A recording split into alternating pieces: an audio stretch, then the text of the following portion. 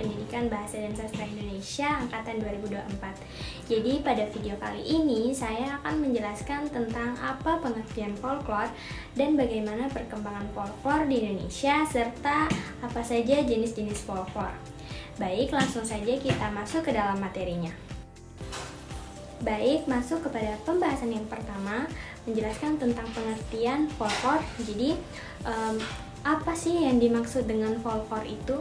Nah, secara etimologi, folklore berasal dari dua kata Inggris. Yang pertama adalah folk yang berarti kolektif atau kelompok, dan lore yang berarti tradisi atau pengetahuan. Nah, menurut ahli folklore terkemuka yaitu James Nananjaja, folklore adalah sebagian kebudayaan suatu kolektif yang tersebar dan diwariskan turun-temurun di antara kolektif apa saja secara tradisional dalam versi yang berbeda, baik dalam bentuk lisan maupun contoh yang disertai dengan gerak isyarat atau alat pembantu pengingat. Nah, ciri khas utama folklore itu ada beberapa. Yang pertama itu penyebarannya biasanya itu melalui lisan. Yang kedua bersifat tradisional, jadi dia terikat dalam waktu yang lama. Kemudian ada dalam berbagai versi atau variasi. Nah, selanjutnya dia bersifat anonim, yaitu penciptanya sudah tidak diketahui. Dan yang terakhir itu menjadi milik bersama dari kolektif tertentu. Masuk kepada pembahasan yang kedua, yakni membahas bagaimana sejarah folklore di Indonesia.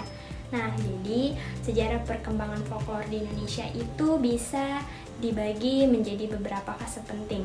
Nah, fase pertama itu adalah masa prakolonial. Jadi, tradisi lisan menjadi alat utama untuk menyampaikan nilai moral, sejarah kerajaan, dan kepercayaan atau mitologi di masyarakat Nusantara.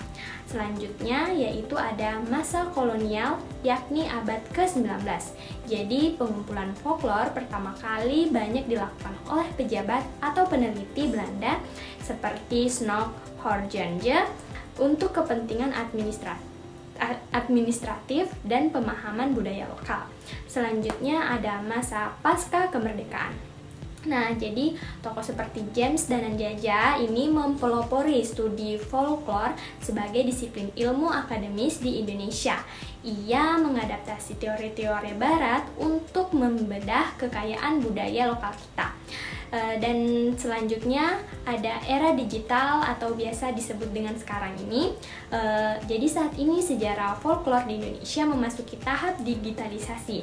Nah, jurnal-jurnal ilmiah saat ini banyak meneliti bagaimana folklore bertransformasi menjadi cyberlore di media sosial. Nah, masuk kepada pembahasan yang terakhir atau yang ketiga tentang apa saja jenis-jenis folklore. Nah, jadi berdasarkan klasifikasi Jan Harold Brouvan yang juga digunakan dalam literatur akademis Indonesia, folklore dibagi menjadi 3 kelompok besar. Nah, yang pertama adalah folklore lisan atau mentiva. Jadi di sini itu dia sepenuhnya berbentuk lisan. Nah, contohnya seperti bahasa rakyat atau logat, teka-teki, puisi rakyat, serta cerita rakyat, diantaranya seperti mait, legenda, dan dongeng. Nah, yang kedua adalah folklore sebagian lisan atau sociophage. Nah, jadi campuran antara dua unsur lisan dan non-lisan. Contohnya seperti kepercayaan rakyat atau tahayul, permainan rakyat, upacara adat seperti sekaten atau rambu solo, dan tarian rakyat. Kemudian yang terakhir adalah folklore bukan lisan atau artefak. Nah, hasil karya nyata atau fisik. Nah, jadi contohnya itu adalah arsitektur rakyat atau rumah adat, pakaian adat, kerajinan tangan, obat-obatan tradisional, hingga makanan khas daerah. Baik, sekian penjelasan dari saya mengenai pengertian, sejarah, dan jenis-jenis folklore. Saya harap apa yang bisa saya sampaikan bisa bermanfaat bagi kita semua. Saya akhiri. Wassalamualaikum warahmatullahi wabarakatuh.